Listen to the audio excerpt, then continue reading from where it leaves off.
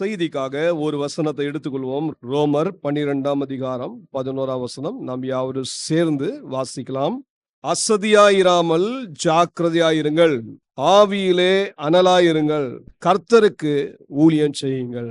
தேவன் தாமே இந்த வசனத்தில் இருக்கிற அதிசயங்களை காண நம்முடைய கண்களை திறக்கும்படியாய் நாம் ஜெபிப்போம்.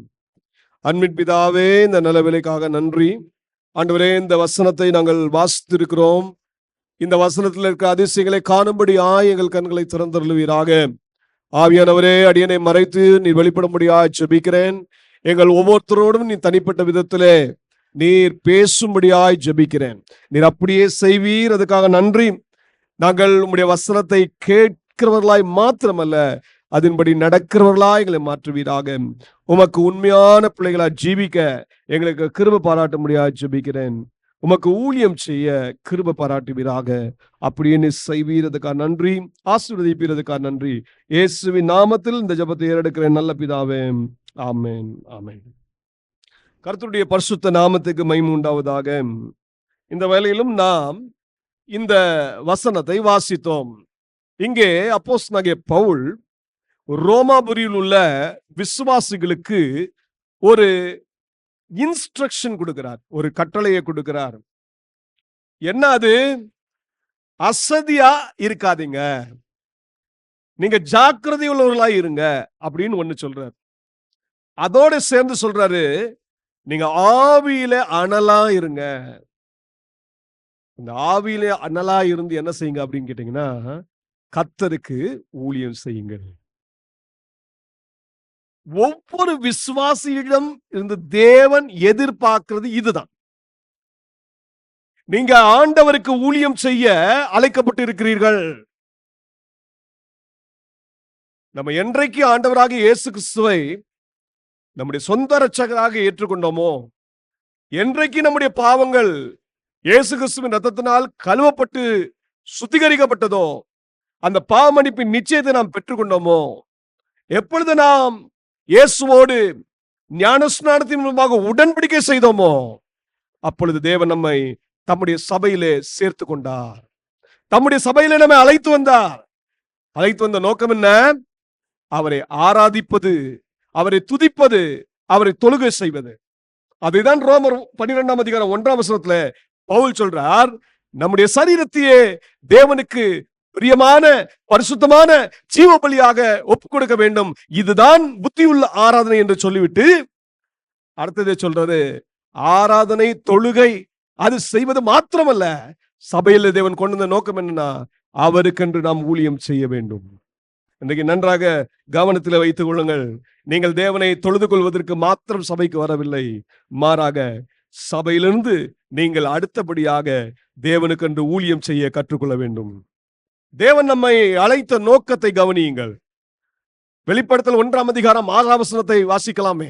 நம்மிடத்தில் அன்பு கூர்ந்து தமது இரத்தத்தினாலே நம்முடைய பாவங்களற நம்மை கழுவி தம்முடைய பிதாவாகிய தேவனுக்கு முன்பாக நம்மை ராஜாக்களும் ஆசாரியர்களும் ஆக்கின அவருக்கு மகிமையும் வல்லமையும் என்றென்றைக்கும் உண்டாயிருப்பதாக, ஆமென். அப்போஸ்தலனாகிய யோவான் சொல்லுகிறது என்ன? தேவன் நம்மிடத்தில் அன்பு கூர்ந்தார். நம் பாவிகளாய் இருக்கையில் தேவன் நம்மிடத்தில் அன்பு கூர்ந்தபடியினாலே தம்முடைய குமாரனாகிய இயேசு கிறிஸ்துவை நமக்காக இந்த உலகத்திலே அனுப்பி கல்வாரி சிலுவையிலே மரிக்கும்படியா ஒப்பு கொடுத்தார். ஆகவேதான் சொல்றாரு, நம்மிடத்தில் அன்பு கூர்ந்து. இயேசு நம்மிடத்தில் அன்பு கூர்ந்தார். அன்பு கூர்ந்ததினால என்ன நடந்தது?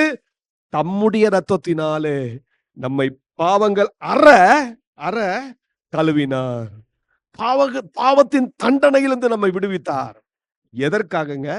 ஆண்டவர் ஆராதிப்பதற்கு உண்மைதான், ஆண்டவர் தொழுகை செய்வது உண்மைதான். ஆனா யோவான் நமக்கு சொல்லி தருகிறார், தம்முடைய பிதாவாகிய தேவனுக்கு முன்பாக. இயேசு நம்மை ரட்சித்ததின் நோக்கம் என்ன? தம்முடைய பிதாவாகிய தேவனுக்கு முன்பாக நம்ம என்னவா மாத்திருக்காரா? ராஜாக்களும் ஆசாரியர்களுமாய் நம்மை மாற்றி இருக்கிறார். இதுக்கு தாங்க தேவன் நம்ம தெரிந்து கொண்டார்.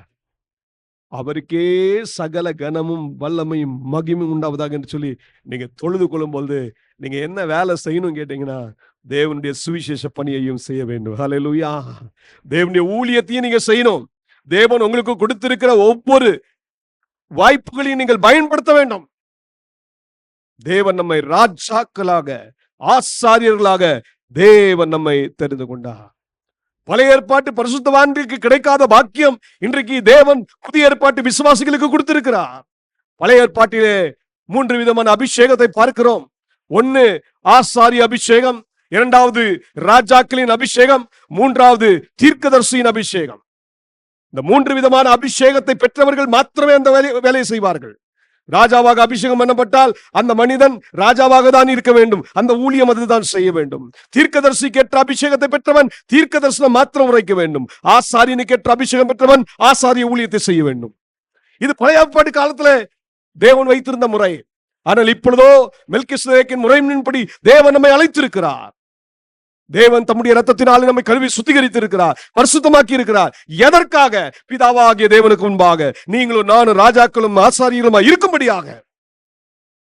இதுதான் அப்போஸ்தலனாகிய பேதுரு எப்படி சொல்றார்? எல்லா அப்போஸ்தலரும் இதுதான் குறிப்பிட்டுக் கொண்டே வருகிறார்கள். வாசிக்கலாம். அப்போஸ்தலனாகிய பேதுரு சொன்னதை உங்களுக்கு குறிப்பிடுகிறேன். 1 பேதுருவின் 2ஆம் அதிகாரம் 9ஆம் வசனத்தை கவனிங்க. நம்மை குறித்து எப்படி சொல்றார்? நீங்களோ உங்களை அந்தகாரத்தினின்று தம்முடைய ஆச்சரியமான ஒளியினிடத்திற்கு வரவழைத்தோருடைய புண்ணியங்களை அறிவிக்கும்படிக்கு. எதை அறிவிக்கும்படிக்கு? இயேசு நமக்கு செய்த நன்மைகளை, புண்ணியங்களை அறிவிக்கும்படிக்கு. இயேசு நமக்கு என்ன நன்மை செய்தார்? சரீரத்துல சுகம் கொடுத்தார், சாப்பாடு கொடுத்தார். இது மாத்திரமா? இதுலயே நின்று விடாதீங்க. இதுல தேவன் செய்த பெரிய நன்மை என்ன தெரியுமா? இன்றைக்கு உங்களுக்கும் எனக்கும் ஆத்ம ரட்சிப்பை கொடுத்திருக்கிறார். நம்மை பாவத்தின் தண்டனையிலிருந்து விடுதலை ஆக்கி இருக்கிறார். நமக்கு பாவ மன்னிப்பு நிச்சயத்தை கொடுத்திருக்கிறார். நம்முடைய பிள்ளையாய் மாற்றி இருக்கிறார். புத்திர சுவீகாரத்தின் ஆவியை கொடுத்திருக்கிறார். இன்னைக்கு ஆண்டவரை பார்த்து நம்ம அப்பா பிதா என்று கூப்பிடும்படியான ஒரு பாக்கியத்தை கொடுத்திருக்கிறார். அவரோடு உடன் சுதந்திரவாளியை மாற்றி இருக்கிறார். எத்தனை பெரியதான பாக்கியம், எத்தனை பெரியதான பாக்கியம். இந்த புண்ணியங்கள் எல்லாம் அறிவிக்கும்படி தேவன் உங்களையும் என்னையும் தேர்ந்தெடுத்திருக்கிறார். ஹல்லேலூயா. ஆகவேதான் எப்படி சொல்றார்? பேதுரு சொல்றாரு, இதை அறிவிக்கும்படி நீங்க தெரிந்து கொள்ளப்பட்ட சந்ததியாயும், ராஜரிகமான ஆசாரிய கூட்டமாயும், பரிசுத்த ஜாதியாயும், அவருக்கு சொந்தமான ஜனமாயும் இருக்கிறீர்கள். இது அப்போஸ்தலனாகிய பேதுரு நமக்கு சொல்ற காரியம். யோவானும் அப்படிதான் சொல்றாரு, பேதுருவும் அப்படித்தான் சொல்றாரு. அப்ப நீங்களும் நானும் ஆண்டவருடைய ஊழியத்தை செய்யும்படி அழைக்கப்பட்டிருக்கிறோம். அப்போஸ்தலனாகிய பவுல் எப்படி சொல்றாரு? அப்போஸ்தலனாகிய பவுல் ரோமபுரி விசுவாசிகளுக்கு சொல்றாரு, நீங்க கர்த்தருக்கு ஊழியம் செய்யணும். அப்போ அதை குறித்து இன்னும் விவரமா சொல்லும்போது எப்படி சொல்றாரு பாருங்க. எபேசியர் அதனுடைய 4ஆம் அதிகாரம், அதுல பாருங்க 12ஆம் வசனம். பரிசுத்தவான்கள் சீர் பொருந்தும் பொருட்டு சுவிசேஷ ஊழியத்தின் வேலைக்காகவும் கிறிஸ்துவின் சரீரமாகிய சபையானது பக்தி விருத்தி அடைவதற்காகவும் அவர் சிலரை அப்போஸ்தலராகவும், சிலரை தீர்க்கதரிசிகளாகவும், சிலரை சுவிசேஷகராகவும், சிலரை மேய்ப்பராகவும், போதகராகவும் ஏற்படுத்தினார். அல்லேலூயா. சபையின் நோக்கத்தை கவனிங்க. கிறிஸ்து இயேசுவின் சபையின் நோக்கம் என்ன? இந்த சபையின் நோக்கம் என்ன தெரியுமா? முதலாவது, பரிசுத்தவான்களாகிய நாம் சீர் பொருந்த பண்ணப்பட வேண்டும். இரண்டாவது, நீங்க என்ன ஊழியத்தை செய்யணுங்க? சுவிசேஷ ஊழியத்தை நீங்க செய்யணும். அந்த வேலைக்காக தேவன் உங்களை தெரிந்திருக்கிறார். கிறிஸ்துவின் சரீரமாகிய சபையானது என்னாகணும்? பக்தி விருத்தியில வளரணும், வளரணும், வளரணும். இதற்காக தான் தேவன் என்ன செஞ்சிருக்கார்? சபையில அப்போஸ்தலர்களை, தீர்க்கதரிசிகளை, சுவிசேஷகரை, மெய்ப்பரை, போதகரை வைத்திருக்கிறார். இதே காரியத்தை தான் கொரிந்தியருக்கு எழுதும்போது அப்போஸ்தலனாகிய பவுல் 1 கொரிந்தியர் 12ஆம் அதிகாரம் 28ஆம் வசனத்தில் அதை எழுதி வைத்திருக்கிறார். அப்போ நம்ம எல்லாருக்கும் ஒரு ஊழியம் உண்டு. கர்த்தருக்கென்று ஊழியம் செய்யும்படியாய் நீங்களும் நானும் அழைக்கப்பட்டிருக்கிறோம். இதை நாம் ஒரு நாளும் மறந்துடக்கூடாது. இத பேதுரு சொன்னார் சொன்னேன், பவுல் சொன்னார் சொன்னேன், யோவான் சொன்னார் சொன்னேன். அப்போ சபைக்கு தலையாகிய கிறிஸ்து என்ன சொன்னார்? மத்தேயு 28ஆம் அதிகாரம் 19ஆம் வசனம் 20ஆம் வசனம் கவனிங்க. ஆகையால் நீங்கள் புறப்பட்டு போய் சகல ஜாதிகளையும் சீஷராக்கி பிதா குமாரன் பரிசுத்தாவின் நாமத்தினாலே அவர்களுக்கு ஞானஸ்நானம் கொடுத்து நான் உங்களுக்கு கட்டளையிட்ட யாவையும் அவர்கள் கைக்கொள்ளும்படி அவர்களுக்கு உபதேசம் பண்ணுங்கள். இதோ உலகத்தின் முடிவு பரிந்த சகல நாட்களிலும் நான் உங்களுடனே கூட இருக்கிறேன் என்றார் என்று சொல்லி தம்முடைய 11 சீஷர்களையும் பார்த்து ஆண்டவர் கட்டளை கொடுத்தார். இன்னைக்கு ஆண்டவர் நம்மையும் தம்முடைய சீஷர்களா மாற்றி இருக்கிறார். நீங்களும் நானும் செய்ய வேண்டியது என்ன? ஆண்டவருடைய சுவிசேஷ பணியை செய்யணும். ஆண்டவர் உடைய சுவிசேஷம் என்ன? கிறிஸ்து என் பாவத்திற்காக, என் அக்கிரமத்திற்காக, என் மீறுதலுக்காக கிறிஸ்து சிலுவையில மரித்தார். வார்த்தையின்படியே மரித்தார். மரித்தவர் அடக்கம் பண்ணப்பட்டார். அடக்கம் பண்ணப்பட்டவர் 3 நாள் உயிரோடு எழுந்தார். இன்றைக்கு பிதாவின் வலது பார்சத்திலே வீற்று கொண்டிருக்கிறார். இதுதானங்க சுவிசேஷம். இந்த சுவிசேஷத்தை நீங்களும் நானும் அறிவிக்கும்படியாய் தேவன் நம்மை அழைத்திருக்கிறார். தேவன் நம்மை நியமித்திருக்கிறார். தேவன் நம்மை தெரிந்து கொண்டிருக்கிறார். இதை நாம் ஒரு நாள் மறக்க கூடாது. அதனால்தான் அப்போஸ்தலனாகிய பவுலுக்குள்ள அந்த வாஞ்ச, ஊழியம் செய்யணும்னு வாஞ்ச அதிகரித்து கொண்டே இருக்கிறபடினால அவர் என்ன சொன்னார் கவனிங்க. எடுத்துக்கொள்ளுங்க. 1 கொரிந்தியர் 9ஆம் அதிகாரம் 16ஆம் வசனத்தை கவனிங்க. சுவிசேஷத்தை நான் பிரசங்கித்து வந்தும் மேன்மை பாராட்ட எனக்கு இடமில்லை. அது என்மேல் விழுந்த கடமையா இருக்கிறது. சுவிசேஷத்தை நான் பிரசங்கியாதிருந்தால் எனக்கு ஐயோ. நான் உற்சாகமாய் அப்படி செய்தால் எனக்கு பலன் உண்டு. உற்சாகம் இல்லாதவனாய் செய்தாலும் உக்கிரான உத்தியோகம் எனக்கு ஒப்புவிக்கப்பட்டிருக்கிறதே. அதனால எனக்கு பலன் என்ன? நான் சுவிசேஷத்தை பிரசங்கிக்கல் அதை பற்றி எனக்கு உண்டாயிருக்கிற அதிகாரத்தை முற்றிலும் செலுத்தாமல் கிறிஸ்துவின் சுவிசேஷத்தை செலவில்லாமல் ஸ்தாபிப்பதே எனக்கு பலன். நல்ல கவனிங்க. அப்போஸ்தலனாகிய பவுல் சொல்றாரு, சுவிசேஷம் அறிவிப்பது என் மேல் விழுந்த கடமையாயிருக்கிறது. சுவிசேஷம் அறிவிப்பது பவுல் தன்னுடைய கடமை என்று சொல்லுகிறார். நம்ம அநேக நேரத்தில் ஆண்டவர்கிட்ட போய் என்ன சொல்லுவோம்? ஆண்டவரே, நம்முடைய வாக்குத்தத்தங்களை நான் பற்றிக் கொள்கிறேன்னு சொல்லுவோம். ஆண்டவருடைய ஆசீர்வாதங்களை நான் சுதந்திரத்துக் கொள்கிறேன்னு சொல்லுவோம். உங்களுக்கு தேவன் வைத்திருக்கிற கடமை தெரியுமா? உங்களுடைய ரெஸ்பான்சிபிலிட்டி என்னன்னு தெரியுமா? இயேசு எல்லா ஆசீர்வாதங்களும் நமக்கு தான் வச்சிருக்காரு. ரட்சிக்கப்பட்ட உடனேயே தேவன் என்ன செய்திருக்கிறாரு? ஆவிக்குரிய சகல ஆசீர்வாதங்களினாலும் நம்மை ஆசீர்வதித்திருக்கிறார். அல்லேலூயா. அப்ப எல்லா ஆசீர்வாதம் எனக்கு உண்டு. இப்ப ஆசீர்வாதத்தை கிளைம் பண்ணிட்டு உட்கார்ந்திருக்க நேரம் இல்ல. ஆண்டவர் என்ன சொல்றாருன்னா, எனக்கு நீ ஊழியம் செய்வாயா? எனக்கு ஊழியம் செய்வாயா? நான் உன்னை ரட்சித்தேன். நான் உனக்காக என் ரத்தம் சிந்தினேன். உனக்காக என்னுடைய ஜீவனையா கொடுத்திருக்கிறேன். உனக்கு என் மேல் அன்பு இருந்தா நீ என்ன செய்யணும்? ஊழியம் செய்யணும். நீங்க நல்லா கவனிங்க. அவளுடைய வாழ்க்கையில கிறிஸ்துவின் அன்பு எந்த அளவுக்கு நெருக்கி ஏவிச்சுனா, கிறிஸ்துவின் அன்பின் நீளம், அகலம், உயரம், ஆழம் இதை அறிந்துணர அவர் பிரயாசம் எடுத்தார். பிரயாசம் எடுத்த மனிதன் அந்த அன்பினால் ஏவப்பட்டு சொல்றாரு, கிறிஸ்துவின் சுவிசேஷம் அறிவிப்பது என் மேல் விழுந்த கடமையா இருக்கிறது. அதை நான் அறிவிக்காமல் போவேனால் அது எனக்கு ஐயோ ஐயோ என்று சொல்றார். இப்படிப்பட்ட வாஞ்சை நமக்குள்ள வரணும். கர்த்தருடைய ஊழியத்தை செய்யும்படியாய், கர்த்தர் நமக்கு செய்த நன்மைகளை, புண்ணியங்களை அறிவிக்கும்படியாய் தேவன் நம்மை அழைத்திருக்கிறார். ஆகவேதான் அப்போஸ்தலனாகிய பவுல் சொல்றாரு, கர்த்தருக்கு ஊழியம் செய்யுங்க. இன்னைக்கு நம்ம எல்லாருக்கும் தேவன் என்ன செய்திருக்காரு? ஊழியத்திற்கான வாய்ப்புகளையும் நேரத்தையும் கொடுத்தாரு. உங்க சமயம் வாய்த்தாலும் வாய்க்காம போனாலும் நீங்க என்ன செய்யணுங்க? திருவசனத்தை போதிக்கணும், மற்றவர்களுக்கு சொல்லணும். சரியா? அப்போ எனக்கு சமயம் இல்லை அப்படின்னு சொல்லிட்டு சாக்கு போக்கு சொல்றதுக்கு யாருக்குமே தேவன் வாய்ப்பு கொடுக்கல. சாக்கு போக்கு சொல்லுகிறவன் எங்க போக மாட்டான்? பரலோகத்துக்கே போக மாட்டான். நல்ல கவனிங்க. ஆண்டவர் தம்முடைய உவமையினால அநேக காரியங்களை நமக்கு சொல்லி கொடுத்திருக்கிறார். எந்த மனிதன் சாக்கு போக்கு சொல்ல ஆரம்பிக்கிறானோ, என்னால முடியல, நான் பலவீனமான மனிதன், எனக்கு அது இல்லை இது இல்லைன்னு சொல்லி நீங்க காரணங்களை சொல்லி கொண்டே இருந்தால் கர்த்தர் ஒரு நாள் பார்த்துட்டே இருப்பார். சொல்லுவார், நீ என்னுடைய இடத்துக்கு வர்றதுக்கு லாயக்கு இல்லைன்னு சொல்லிடுவார். கர்த்தருடைய ராஜ்யத்துல யார் இருப்பா அப்படின்னு கேட்டீங்கன்னா, கர்த்தரோடு இணைந்து ஊழியம் செய்கிறவன் மாத்திரமே. ஹல்லேலூயா. இயேசு சொன்னார், என்னோட சேர்க்கிறவன் எனக்கு கூட இருக்கான், என் கூட இருக்கான். ஆனா சேர்க்காதவன் என்ன செய்யறான்? சிதறடிக்கிறான். நல்ல கவனிங்க. நீங்க ஆண்டவரோடு சேர்ந்து ஊழியம் செய்றீங்களா?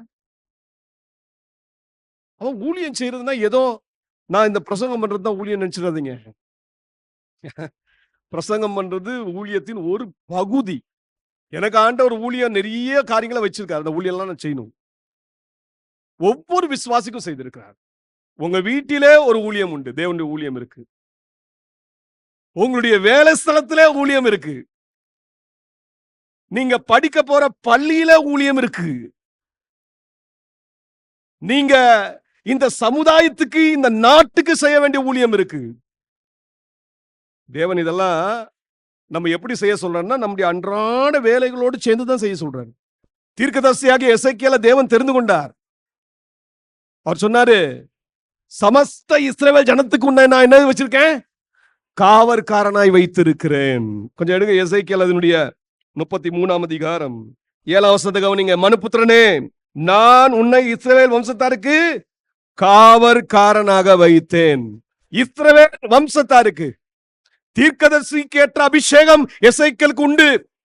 அந்த அபிஷேகம் பெற்ற எசேக்கியேல் பார்த்து ஆண்டவர் சொல்றாரு, நான் உன்னை சமஸ்த இஸ்ரவேல் ஜனத்துக்கும் நான் காவற்காரனாய் வைத்திருக்கிறேன். என்னுடைய பிள்ளைகளுக்கு உன்னை காவற்காரனாய் வைத்திருக்கிறேன். இது ஒரு ஊழியங்க. ஆனா அந்த ஊழியம் காவற்காரன் சொல்லிட்டு இருந்துட்டு என்ன செஞ்ச கூடாது? நான் காவற்காரன் சொல்லிட்டு மட்டும் இல்ல, அந்த காவற்காரனுடைய ஊழியம் எப்படிப்பட்ட ஊழியம் தெரியுமா? அந்த இஸ்ரவேல் ஜனத்திலே இருக்கிற நீதிமானுக்கும் அந்த இஸ்ரவேல் ஜனத்தில் இருக்கிற துன்மார்க்கனுக்கும் என்ன செய்யணும்? கர்த்தர் சொன்ன வார்த்தையை சொல்லிக் கொண்டே இருக்கணும். எப்படி சொல்லி கொடுத்தாரு? அவர் சொல்றாரு 8ஆம் வசனம், நான் துன்மார்க்கனை நோக்கி, துன்மார்க்கனை நீ சாகவே சாவாய் என்று சொல்கையில், நீ துன்மார்க்கனை தன் துன்மார்க்கத்தில் இராதபடி எச்சரிக்கத்தக்கதாக அதை அவனுக்கு சொல்லாமற் போனால் அந்த துன்மார்க்க தன் அக்கிரமத்திலே சாவான், ஆனாலும் அவன் இரத்த பலியை உன் கையிலே கேட்பேன். இஸ்ரவேல் தேசத்தில் இருக்கிற துன்மார்க்கன், கர்த்தருடைய வசனத்துக்கு விரோதமாய் போகிறவன், கர்த்தருடைய வசனத்தை தன்னுடைய பின்பாக வைக்கிறவன், அவன் தான் துன்மார்க்கன். பக்திக்குரிய வேஷத்தை தரித்துக் கொண்டிருக்கிறான், ஆனா பக்திக்குரியவன் அல்ல, நீதிமான் அல்ல. அப்படிப்பட்ட துன்மார்க்கனை பார்த்து நீ என்ன செய்யணும்? எச்சரிக்கணும். நான் சொல்ற வார்த்தையை சொல்லணும்னு சொன்னாரு. அந்த வார்த்தையை சொல்லாம போயிட்டனா, அவன் செத்து போயிட்டானா, அதனுடைய இரத்த பலி யார்கிட்ட கேட்பேன்? உங்ககிட்ட கேட்பேன். சரி, துன்மார்க்கனுக்கு மட்டும் தான் சொன்னாரா? நீதிமானுக்கும் அதான். கவனிங்க 12ஆம் வசனம், மனுபுத்திரனே, நீ உன் ஜனத்தின் புத்திரனை நோக்கி, நீதிமான் துரோகம் பண்ணுகிற நாளிலே அவனுடைய நீதி அவனை தப்புவிப்பதில்லை, துன்மார்க்கன் தன் துன்மார்க்கத்தை விட்டு திரும்புகிற நாளிலே அவன் தன் அக்கிரமத்தினால் விழுந்து போவதும் இல்லை, நீதிமான் பாவம் செய்கிற நாளிலே தன் நீதியினால் பிழைப்பதும் இல்லை அப்படின்னு நீ சொல்லணும்னு சொல்லிட்டாரு. இப்போ நீதிமான் தப்பு செஞ்சா என்ன செய்யணும்? காவற்காரனுடைய வேலை என்ன? அந்த நீதிமான் செய்த தவறை சுட்டி காட்டும். அப்படி சுட்டி காட்டி அவர் மனம் திரும்பிட்டார்னா நீதிமான் தப்பிச்சிட்டார். ஏன்னா நீதிமான் நினைச்சிடக்கூடாது, நான் நல்லா ஜெபம் பண்றேன், நான் உபவாசம் போடுறேன், நான் இது செய்யறேன், அதை செய்யறேன், அதனால என் நீதி என்ன செஞ்சிடும்? தப்பு வித்துருன்னு நினைச்சிடக்கூடாது. தேவன் சொல்றார், நீதிமான் தப்பு செஞ்சா, நீதிமான் எனக்கு விரோதமா பாவம் செஞ்சா அவனை எச்சரிக்க வேண்டிய விதத்துல அவன் அந்த எச்சரிப்பை கேட்டு கீழ்ப்படிஞ்சானா தப்பிச்சான், இல்லனா அவன் நீதி அவனை தப்பிக்க. இந்த அதிகாரம் முழுக்க வாசிங்க. எசேக்கியேலுக்கு தேவன் சொன்ன வார்த்தை. அப்போ ஊழியம் எங்க இருக்குன்னு நினைக்கிறீங்க? உங்க வீட்டுல இருக்கு, உங்க குடும்பத்துல இருக்கு, உங்க சபையில இருக்கு, வேலை பார்க்கிற ஸ்தலத்துல இருக்கு, நாட்டுல இருக்கு. இந்த வேலையை நீங்க செய்யணும். கர்த்தருடைய வசனத்தை சரியா போதிக்கணும். அல்லேலூயா. நீங்க எந்த வசனத்தை பெற்றுக்கொண்டீங்களோ அந்த வசனத்தை நீங்க சரியா போதிக்க பழகிக்கொள்ள வேண்டும். அதனால்தான் கர்த்தருக்கு ஊழியம் செய்யுங்கள் என்று சொல்லி இங்கே அப்போஸ்தலனாகிய பவுல் நமக்கு கட்டளை கொடுக்கிறார், செய்யணும்னு சொல்றார். அப்ப கர்த்தருக்கு எப்படிங்க ஊழியம் செய்வது? கர்த்தருக்கு ஊழியம் செய்யணும்னு எல்லாருக்கும் ஆசைதான், எல்லாருக்கும் வாஞ்சதான். ஆனா அதை நம்ம செய்யறது இல்லை. செஞ்சு பாருங்க, அதனுடைய ஆசீர்வாதத்தை பார்ப்பீங்க. அப்போ நீங்க செய்யும் பொழுது சில வேதத்தினுடைய அந்த அறிவுரைகளை நீங்கள் கேட்டு ஆண்டவர் கொடுக்கிற கட்டளைக்கு கீழ்ப்படிந்து அந்த ஊழியத்தை செய்ய நீங்க பழகுங்க. ஏன்னா யாருக்கு ஊழியம் செய்யறீங்க? நீங்க மனுஷனுக்கு அல்ல, உங்களுக்கு இல்ல. நீங்க யாருக்கு ஊழியம் செய்றீங்க? கர்த்தருக்கு ஊழியம் செய்யுங்க. இது எப்பவுமே ஞாபகத்தில் வைத்துக்கொள்ள. யாருக்கு ஊழியம் செய்வதற்கு அழைக்கப்பட்டிருக்கேன்? கர்த்தருக்கு ஊழியம் செய்யும்படியாய் தேவன் என்னை அழைத்திருக்கிறார். அப்போ கர்த்தருக்கு ஊழியம் செய்கிறவன்ட்ட காணப்பட வேண்டிய 4 காரியத்தை உங்க மத்தியில் வைக்க விரும்புகிறேன். முதல் காரியம் எடுத்துக்கொள்ளுங்கள். யாத்திரையாகமம் 28ஆம் அதிகாரம் 3ஆம் வசனம் 4ஆம் வசனம். ஆரோன் எனக்கு ஆசாரிய ஊழியம் செய்யத்தக்கதாக அவனை பரிசுத்தப்படுத்தும்படி அவனுக்கு வஸ்திரங்களை உண்டாக்கும் பொருட்டு ஞானத்தின் ஆவியால் நிரப்பின விவேகமான இருதயமுள்ள யாவரோடும் நீ சொல்லுவாயாக. அதனுடைய 4ஆம் வசனத்தினுடைய கடைசி பகுதி, ஆரோன் எனக்கு ஊழியம் செய்யும்படி அவனுக்கும் அவன் குமாரருக்கும் பரிசுத்த வஸ்திரங்களை உண்டு பண்ண வேண்டும். அப்போ இங்க ஒரு வார்த்தையை நீங்க கவனிக்கணும். என்ன வார்த்தையை பயன்படுத்துற ஆண்டவர்? இந்த 3ஆம் வசனத்துல ஒரு வார்த்தையை, அவனை பரிசுத்த படுத்தும் படி. ஆரோன தேவன் ஊழியத்துக்காக அழைச்சார், உண்மைதான். ஆசாரிய ஊழியத்துக்காக தான் அழைச்சாரு. ஆனா ஆசாரிய ஊழியத்துல வைத்த ஆண்டவர் முதல் காரியத்தை விரும்புறது என்னன்னா, நான் அவனை பரிசுத்தப்படுத்த விரும்புகிறேன். ஊழியம் தேவனால் பரிசுத்தப்படுத்தாம நீங்க செய்யவே முடியாது. நீங்க கர்த்தருக்கு ஊழியம் செய்றீங்கன்னா நீங்க உங்களை தேவன் பரிசுத்தப்படுத்தும்படி அர்ப்பணிக்க பழக வேண்டும். ஆரோன் தேவனால் தெரிந்து கொள்ளப்பட்ட மனிதன் தான். ஆனால் தேவன் என்ன விரும்பினார்? எனக்கு முன்பாக அவன் ஆசாரிய ஊழியம் செய்யும்படியாய் நான் அவனை பரிசுத்தப்படுத்துவேன், அவனை பரிசுத்தப்படுத்துவேன். அதற்காக மோசேயை பார்த்து சொன்னார், மோசேயே அவனுக்கு ஒரு பரிசுத்த வஸ்திரத்தை உண்டாக்குவாயாக. நல்லா கவனிங்க, இந்த பரிசுத்தப்படுத்துதல் என்ற வார்த்தை எதுக்காக பயன்படுத்தப்படுகிறது? ஆரோன் சுத்திகரிக்கப்பட்ட மனிதன் தானே, அவரை ஏன் தேவன் பரிசுத்தப்படுத்த வேண்டும்? இன்றைக்கு நாம் ஆண்டவராக இயேசு கிறிஸ்து இரத்தத்தினால் கழுவப்பட்டவர்கள் தானே, நாம் ஆசாரியர்களாக ராஜாக்களாக தெரிந்து கொள்ளப்பட்டவர்கள் தானே. அப்படி என்றால் ஏன் என்னை பரிசுத்தப்படுத்த வேண்டும்? இந்த பரிசுத்தம் என்ற வார்த்தை இங்க பயன்படுத்தப்படுகிறது. அதனுடைய அர்த்தம் என்ன தெரியுமா? தேவனுக்கென்று முற்றிலுமாய் வேறு பிரிக்கப்பட்டு நீங்கள் விசேஷித்த பாத்திரமா மாறுறீங்க. அதான் பரிசுத்தம். தேவன் ஒவ்வொரு மனிதனையும் தன்னுடைய ஊழியத்துல பயன்படுத்தும் போது எப்படி பயன்படுத்த விரும்புறார் தெரியுமா? சாதாரண மனிதர்களாக தேவன் பயன்படுத்த விரும்பல. இந்த உலகத்தோடையே நீங்கள் ஒட்டி பிணைந்து இருந்து ஐக்கியமா இருந்து ஊழியம் செய்ய தேவன் விரும்பல. ஆண்டவர் சொல்றாரு, நான் உன்னை வேறு பிரிப்பேன், உன்னை நான் செப்பரேட் பண்ணுவேன். உன்னை செப்பரேட் பண்ணி உன்னை விசேஷித்த மனிதனாக, விசேஷித்த மனுஷியாக உன்னை நான் மாற்றுவேன். ஆரோனை செப்பரேட் பண்ணும்போது மற்ற ஜனங்களை பார்க்கலும் வித்தியாசமா கொண்டு வந்தார். எப்படி? ஒரு பரிசுத்த வஸ்திரத்தை தேவன் ஆரோனுக்கு கொடுத்தார். எப்பொழுதெல்லாம் ஆசாரிய ஊழியம் செய்யும்படியாய் ஆரோன் அந்த ஆசரிப்பு கூடாரத்துக்குள்ள பிரவேசிக்கிறாரோ அந்த நேரத்துல அவர் அந்த பரிசுத்த வஸ்திரத்தை உடுத்தி கொண்டே இருக்கணும். ஜனங்களுக்காக பலியிடும் போது அந்த பரிசுத்த வஸ்திரத்தை அவர் உடுத்தி இருக்க வேண்டும். ஏன் தெரியுமா? தேவன் அவரை பரிசுத்தப்படுத்துகிறார். இன்னைக்கு தேவ பிள்ளைகளே, உங்களையும் என்னையும் தேவன் ஞான ஸ்நானத்திலே தேவனுக்கு முன்பாக நீங்கள் அர்ப்பணித்த பொழுது ஆண்டவர் என்ன செய்தார்? இந்த மாறுபாடுள்ள சந்ததியை விட்டு என் தேவனாகிய கர்த்தர் உங்களையும் என்னையும் என்ன செய்தார்? பிரித்தெடுத்தார். உலகத்துலதான் வாழ்றோம், மாம்சத்துலதான் ஜீவிக்கிறோம். ஆனால் நான் மாம்சத்தின்படி கிரியை செய்வதற்காக அழைக்கப்படவில்லை. உலகத்தில்தான் நான் வாழ்கிறேன். ஆனா உலகத்தோடு ஐக்கியமா இருப்பதற்கு தேவன் என்னை தெரிந்து கொள்ளவில்லை. அதனால ஆண்டவருடைய கட்டளை கடந்து வருகிறது. உலகத்தில் உள்ளவைகளும் அன்பு கூறாதிருங்கள், உலகமும் அதன் ஆசைகளும் ஒளிந்து போம். நல்ல கவனிங்க, தேவன் உங்களையும் என்னையும் தெரிந்தெடுத்திருக்கிறார். ஊழியம் செய்யும்படியாய் தேவன் நம்மை அழைக்கிறார். ஆனால் எதிர்பார்க்கிறது என்ன தெரியுமா? நான் உன்னை பரிசுத்தப்படுத்துவதற்கு நீ ஒப்பு கொடுப்பாயா? இந்த பரிசுத்தப்படுத்துற வேலை யார் செய்கிறா? என் தேவனாகிய கர்த்தர் தாமே செய்கிறார். பாருங்க, ஆரோனை பார்த்து சொல்ற, அவனை பரிசுத்தப்படுத்தும்படி. நீங்கள் உங்களையே பரிசுத்தப்படுத்த முடியாது, நீங்கள் உங்களையே வேறு பிரிக்க முடியாது.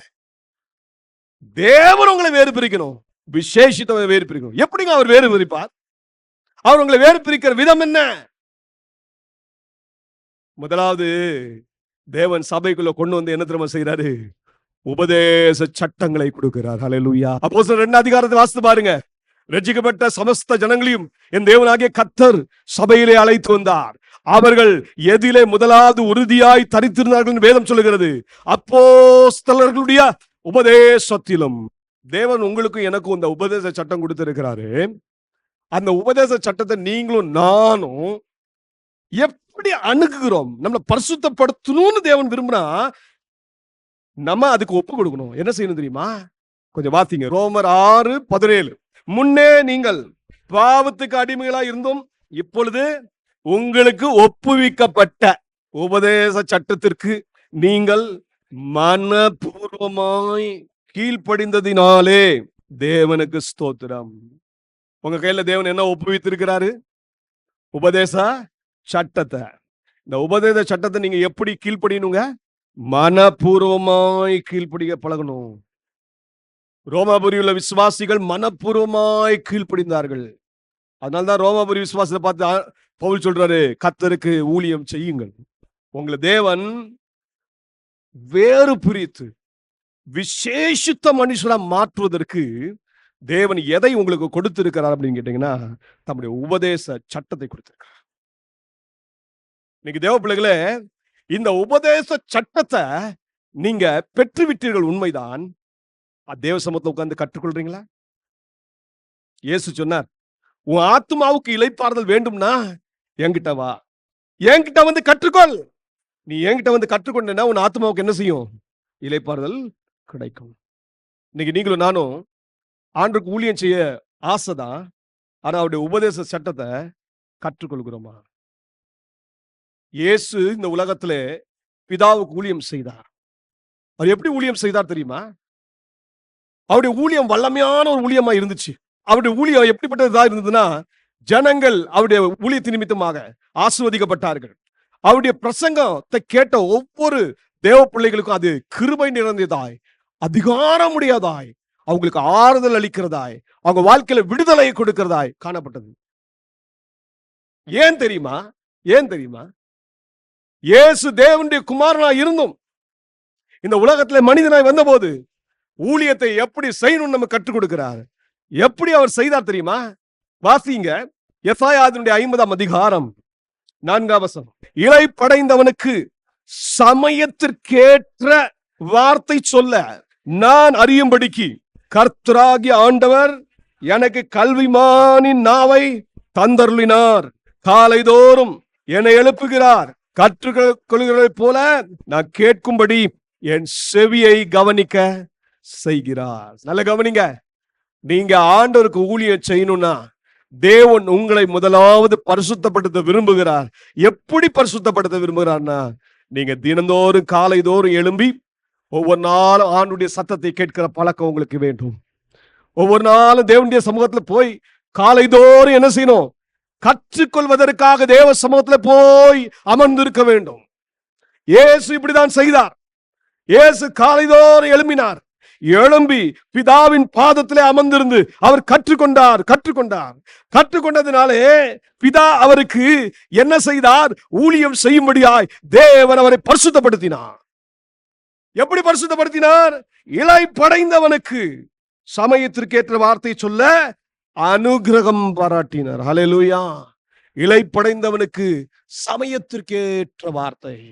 இயேசுடைய உபதேசத்தை கேட்கும்படியாய் காலைதோறும் ஜனங்கள் வந்து விடுவார்கள். அவர் ஆலயத்தில் இருப்பார். காலையில, அப்படியே காலையில ஓடி வர்ற ஒரு சம்பவத்தை நாம் பார்க்கிறோம். ஓய்வு நாள் தோறும் அவர் ஆலயத்தில் சென்று பிரசங்கித்தார். ஜனங்கள் ஆர்வமாய் கேட்டார்கள். அவருடைய பிரசங்கம், அவருடைய செய்திகள் கிருபை நிறைந்ததாய், அதிகாரம் நிறைந்ததாய் இருந்துச்சு. விடுதலையை கொடுத்தது. நல்ல கவனிங்க, இது இயேசு செய்த காரியம். ஊழியத்தை ஆரம்பிக்கும் போது கூட பாருங்க, 40 நாள் உபவாசம் போட்டு ஜெபிக்கிறார். காலைதோறும் ஜெபிக்கிறார். நீங்க வேதத்தை எவ்வளவு கற்றுக்கொள்றீங்க? உபதேச சட்டத்தை தேவன் கொடுத்திருக்கிறார். இதை கற்றுக்கொள்ளாம ஊழியம் செய்யவே முடியாது. நீங்க தினந்தோறும் வேதத்தை வாசிக்கிற பிள்ளைகளாக, தியானிக்கிற பிள்ளைகளாக, இந்த வேத வசனத்தை கற்றுக்கொள்ளுகிற பிள்ளைகளாக இருக்கணும். அது உங்க வாழ்க்கையில் முதலாவது கடைபிடிக்கணும். கடைபிடிச்சு அதுக்கு பிறகு அந்த வசனத்தை நீங்க மற்றவர்களுக்கு சொல்லி தரணும். அநேக நேரங்களில் நம்ம என்ன செய்வோம்? ஊழியம் செய்வோம், பிரசங்கம் பண்ணுவோம், எல்லா ஊழியத்தையும் செய்வோம், மற்ற வசனத்தையும் போதிப்போம். ஆனா அந்த வசனத்தை நம்மளே கடைபிடிக்க மாட்டோம். நல்லா கவனிங்க. நீங்க முதலாவது கடைபிடிக்க பழகுங்க. கடைபிடித்த பிறகு அந்த வசனத்தை என்ன செய்யுங்க? மற்றவர்களுக்கு அறிவியுங்கள். ஆண்டவர் அதை தான் எதிர்பார்க்கிறார். பரிசுத்தப்படுத்துகிறார். பரிசுத்தப்படுத்த உடனே அவங்களுக்கு என்ன கொடுக்கிறாரு? வஸ்திரத்தை கொடுக்கிறார். நல்ல கவனிங்க. வஸ்திரம் நம்முடைய பர்சனாலிட்டியை காட்டுகிறது, நம்முடைய ஆளுமையை காட்டுகிறது. பர்சனாலிட்டி. ஒருத்தரை எடை போடுறது எதை வச்சு எடை போடுறோம்? அப்படி வஸ்திரத்தை வச்சு எடை போடுறோம். அதனால்தான் ஆள் பாதி ஆடை பாதி. ஆரோனுக்கு ஒரு பரிசுத்த வஸ்திரத்தை கொடுத்தாரு. இதை பார்த்த உடனே எல்லாரும் என்ன கண்டுபிடிச்சிட்டாங்க? இவர் யாரு? ஆசாரியர். 2 காரியத்தை கவனிங்க. வெளித்தோற்றமான இந்த சரீர பிரகாரமான வஸ்திரமும் ஒவ்வொரு ஊழியம் செய்கிற தேவ பிள்ளைகளுக்கும் இருக்கணும், அந்த உணர்வு இருக்கணும். 2வது, அவங்க ஆவிக்குரிய வஸ்திரத்தை குறித்தும் கவனமா இருக்கணும். அந்த வஸ்திரம் அவங்களுடைய ஆவிக்குரிய நிலையை வெளிப்படுத்துகிறதா இருக்கு. நீங்க ரட்சிப்பின் வஸ்திரத்தை ஒழுங்கா உடுத்திருந்தீங்கன்னா, அந்த ரட்சிப்பின் வஸ்திரம் மற்றவர்களுக்கு தேவன் கொடுக்கிற ரட்சிப்பு என்ன என்பதை காட்டும். நீங்கள் நீதியின் சால்வையை ஒழுங்காக உடுத்தியிருப்பீர்கள் என்றால் தேவனுடைய நீதி என்னவென்று நீங்கள் பறைசாற்ற முடியும். நீங்கள் அலங்கார வஸ்திரத்தை உடுத்தியிருப்பீர்கள் என்றால் உங்கள் வாழ்க்கையில வர்ற சோகங்கள், உங்கள் வாழ்க்கை வர்ற போராட்டங்கள், அதன் மத்தியிலும் நீங்கள் சந்தோஷமாய் இருப்பதை ஜனங்கள் காண்பார்கள். ஜனங்கள் கண்டு கர்த்தரை மகிமைப்படுத்துவார்கள். நீங்கள் உடுத்துகிற நீதியின் வஸ்திரம், நீங்கள் அந்த வஸ்திரத்தை நீங்கள் உடுத்தும் போது, இந்த மெல்லிய வஸ்திரத்தை உடுத்தும் போது உங்களுடைய கிரியைகள் எல்லாம் வெளிப்படும். நல்ல கவனிங்க. இதெல்லாம் எப்படி நடக்கும் தெரியுமா? இந்த வஸ்திரம் எல்லாம் நல்ல மெருகூட்டுற இடம் எங்க தெரியுமா? தேவ சன்னிதானம் ஒன்றுதான். தேவன் இதெல்லாம் ஆரம்பத்திலேயே கொடுத்துடுறாரு. நம்ம அலங்கார வஸ்திரத்தை எப்போ பயன்படுத்தணும் அப்ப பயன்படுத்துறதே இல்லை. அலங்கார வஸ்திரத்துக்கு எங்க வச்சிரும்? வேற இடத்துல வச்சுக்கிறோம். நல்ல துதியின் ஆடையை கொடுத்திருக்கிறாரு. நல்ல துதிக்கிற வேண்டிய நேரத்தில் உட்கார்ந்து என்ன செஞ்சுட்டு இருக்கோம்? துதிக்காம முறுமுறுத்துட்டு உட்கார்ந்து இருக்கோம். நல்ல கவனிங்க. இந்த ஆடை, இந்த வஸ்திரங்கள் எல்லாம் நம்முடைய வாழ்க்கையில மிகவும் காக்கப்பட வேண்டிய வஸ்திரம். ஆகவேதான் ஆண்டவர் சொல்றார், உன் வஸ்திரத்தை நீ பரிசுத்தமாய் காத்துக்கொள். பரிசுத்தமாய் உன் வஸ்திரத்தை காத்துக்கொள்ளாமல் ஊழியம் உன்னால் செய்ய முடியாது, செய்ய இயலாது.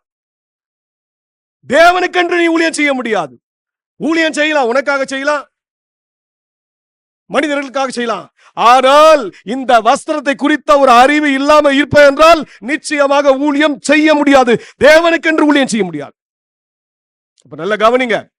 நம்முடைய வஸ்திரம் ஒரு நாளும் கரைப்படாதபடிக்கு பாதுகாத்துக் கொள்ள வேண்டும். நம்முடைய வெளியில் இருக்கிற வஸ்திரமும் மிக முக்கியம். அதே போல நம் அணிகிற ஆவிக்குரிய வஸ்திரமும் மிக மிக முக்கியம். யாரும் இந்த ரெண்டுத்தையும் காம்ப்ரமைஸ் பண்ணவே முடியாது. காம்ப்ரமைஸ் பண்ணிட்டீங்கன்னா எங்கேயோ நீங்கள் மனிதனை பிரியப்படுத்த ஊழியம் செய்கிறீர்களோ இல்லையா, ஆண்டவருக்கு ஊழியம் செய்ய விரும்பல. ஆண்டவர் ஊழியம் செய்ய இதுதான் கண்டிஷன் வச்சிருக்காரு. அந்த கண்டிஷனை கொடுத்தணும். ஆசாரியனாகிய ஆரோனுக்கே இந்த கட்டளைனா புதிய ஏற்பாட்டு விசுவாசிகளாகிய நமக்கு என்ன கட்டளை கொஞ்சம் கவனிக்கிறீங்களா? வாசிங்க. 2 கொரிந்தியர் 3:8. ஒளிந்து போகிற மகிமையினுடைய அந்த ஊழியம் அப்படிப்பட்ட மகிமை உள்ளதா இருந்தால் ஆவிக்குரிய ஊழியம் எவ்வளவு அதிக மகிமை உள்ளதா இருந்தது. ஒளிந்து போகிற அந்த ஊழியம், ஆரோனுக்கு தேவன் கொடுத்த அந்த ஆசாரிய ஊழியம், அந்த ஒளிந்து போகிற ஊழியத்துக்கு இவ்வளவு மகிமை இருக்கும் அப்படின்னு சொன்னா யோசித்து பாருங்க. அந்த ஆசாரியன் ஆகிய ஆரோனுக்கே தேவன் ஒரு பரிசுத்த வஸ்திரத்தை உடுத்த சொல்வார் என்றால், இவ்வளவு பெரிய கண்டிஷன் வைப்பார் என்றால், இன்னைக்கு ஆவிக்குரிய ஊழியம் செய்கிற அழியாத மகிமை உடைய இந்த ஊழியத்தை செய்கிற நாம் நம்முடைய இந்த சரீர வஸ்திரத்தை குறித்து கவலையற்றிருப்போம் என்றால் தண்டனைக்கு எப்படி தப்பித்துக் கொள்வோம்? உலகத்தான் சொல்றான் இப்படி ட்ரெஸ் உடுத்தாதுன்னு. ஆவிக்குரிய ஊழியர்கள் எப்படினாலும் உடுத்து ட்ரெஸ் உடுத்திடலாம்னு நினைச்சிடுறாங்க. எப்படினாலும் சுவிசேஷம் அறிவித்துறேனே. நீ யாருடைய சுவிசேஷம் அறிவித்தாய்? கிறிஸ்துவின் சுவிசேஷத்தையா, உன்னுடைய சுவிசேஷத்தையா? நம்ம கிறிஸ்துவுக்கு ஊழியம் செய்கிறோம் என்ற ஒரு ஞாபகம் எப்பொழுதுமே இருக்கணும். அப்போ நம்ம வெளி வஸ்திரத்தையும் ரொம்ப கவனிக்கணும். அப்போ அழிந்து போகாத மகிமை உடைய இந்த ஊழியம் எவ்வளோ விலையேறப்பட்டது என்பதை நினைத்துக் கொள்ளுங்கள். அப்படின்னா அந்த அர்ப்பணிப்பின் ஜீவன் எப்படி இருக்கணும்? எப்படி இருக்கணும்? அதனால்தான் பவுல் தீமோத்தேயுக்கு எழுதும்போது சொல்வாரு, வாசிங்க 1 தீமோத்தேயு 2:10. தகுதியான வஸ்திரத்தினாலும் ஞானத்தினாலும் தெளிந்த புத்தியினாலும் தேவ பக்தி உள்ளவர்கள் என்று சொல்லிக் கொள்ளுகிற ஸ்திரீகளுக்கு ஏற்றபடியே நற்கிரியைகளினாலும் தங்களை அலங்கரிக்க வேண்டும். ஊழியம் செய்யணும் எல்லாருக்கும் ஆசைதான். ஸ்திரீகளுக்கும் இன்னைக்கு ஆசைதான், தப்பு இல்லை. ஆண்டவரும் தடுக்கல, செய்யலாம். ஆனா முதல் கண்டிஷன் என்ன போட்டாரு? தகுதியான, இப்ப தகுதியுடைய வஸ்திரம் என்ன என்பதை நம்ம தகுதிக்கு ஏற்ற மாதிரி சொல்லக்கூடாது. பரிசுத்தவானுக்கு ஏற்ற தகுதி. தகுதினா சாதாரண தகுதி இல்ல. நீங்க யாருடைய ஊழியக்காரருங்க? தேவாதி தேவன், ராஜாதி ராஜன், இயேசு கிறிஸ்துவின் ஊழியக்காரர். அப்படின்னா அவருக்கு ஊழியம் செய்யற மக்கள் எப்படி இருக்கணும்? உங்க வெளி வஸ்திரத்தை குறித்து கவலையற்று இருப்பீர்களா? சாலமோன் என்ற ஒரு ராஜா இருந்தான் இந்த உலகத்துல, தாவீதுக்கு புதல்வன். அவன் வஸ்திரத்தை பார்க்கல, யாருடைய வஸ்திரத்தை பார்த்துட்டாங்க? சேபா ராஜஸ்திரி வருகிறா, ஊழியம் செய்கிற சாலமோனுடைய ஊழியக்காரருடைய வஸ்திரத்தை பார்த்து அப்படியே ஆச்சரியப்படுறான். என்ன ஞானம் ஐயா ராஜாக்கு! நீங்க நம்ம ஆண்டவர் பார்த்து சொல்ற, இயேசுதான் என் ஞானம், இயேசுதான் என் பரிசுத்தம், இயேசுதான் என் நீதி. 1 கொரிந்தியர் 1:31 வாசிமா. அவரே தேவனால் நமக்கு ஞானம். 2வது நீதி, பரிசுத்தம், மீட்புமான 4 விஷயம். ஞானம் முதல்ல வந்துருச்சு. ட்ரெஸ்ஸை உடுத்துறதுக்கும் ஞானம் தேவை. நான் உடுத்துறது தகுதியானதா இல்லனா மற்றவர்களை இடர்களுக்கு ஆளாக்குதா? நல்ல கவனிங்க விசுவாசிகள், நம்ம சபை விசுவாசிகள் கூட சொல்றேன், உங்க ட்ரெஸ் கோட் ரொம்ப ரொம்ப ரொம்ப ரொம்ப கவனம். இல்ல உலகம் இப்படிதான் உடுத்துதுன்னு சொல்லாதீங்க. நீங்க யாருடைய ஊழியக்காரரு? ராஜாதி ராஜாவுடைய ஊழியக்காரரு. உங்களை இஷ்டமா நடப்பேன். உங்களுக்கு ஞானம் கொடுத்திருக்காரா இல்லையா? உங்க ட்ரெஸ், உங்க வாழ்க்கையில நீங்க பார்க்கிற காரியங்கள் ஒவ்வொன்றிலையும் நீங்க பரிசுத்தம் தெரியணும், ஒரு விசேஷித்த தன்மை தெரியணும். நல்ல கவனிங்க, உங்களை ஜனங்க வாட்ச் பண்றாங்க. நீங்க யாருடைய ஊழியக்காரர்? கர்த்தருடைய ஊழியக்காரர். இப்போ உங்க வஸ்திரத்தை பற்றி கவனம் இருக்குமா? உலகத்தான் போலயே மாறிட்டீங்கன்னா சுவிசேஷம் அதுவும் கலப்படமா இருக்கும். நீங்க உண்மையான மனம் திரும்புதலுக்குள்ள ஜனங்களை கொண்டு வர முடியாது. நீங்க ஜனங்களை ரட்சிக்கணும்னா கர்த்தர் கொடுத்திருக்கிற உபதேச சட்டத்தின்படி செஞ்சா. அதனால்தான் பவுல் சொல்லி கொடுத்தாரு, நாணமுள்ள தகுதியுள்ள வஸ்திரத்தை உடுத்த சொல். மற்றபடி அதுக்கப்புறம் பாருங்க, அது வெளி தோற்றமான ஒரு காரியத்தை சொல்வார். 2வது சொல்வாரு, ஞானத்தினாலும் தெளிந்த புத்தியினாலும் தேவ பக்தி உள்ளவன் என்று சொல்லி கொள்ளுகிற ஸ்திரீகளுக்கு ஏற்றபடியே நற்கிரியைகளினாலும் தங்களை அலங்கரிக்க வேண்டும் என்று சொல்லி ஸ்திரீகளுக்கு எப்படி ஊழியம் செய்யணும்னு கற்றுக் கொடுக்கிறார். ஸ்திரீகள் ட்ரெஸ் கோட் ரொம்ப கவனிக்கணும். இன்னைக்கு நிறைய ஊழியக்காரர்கள் ஊழியக்காரிகள் வந்துட்டாங்க, ஆனா அவங்க ட்ரெஸ் கோட்ல கவனம் இல்லை. ட்ரெஸ் கோட் ரொம்ப அவசியம். தகுதியான வஸ்திரம், நாணத்தோடும். அதுக்கப்புறம் தான் ஆவிக்குரிய வஸ்திரத்தை பற்றி பேசுறாரு. நீங்க இதை வச்சு உங்களை அலங்கரிக்கணும். இது செஞ்சு பாருங்க, தேவன் உங்களை பரிசுத்தப்படுத்திட்டே இருப்பாரு, வேறு பிரிச்சுட்டே இருப்பாரு. அப்படி கனமான ஊழியத்துல உங்களை எடுத்து பயன்படுத்துவார்.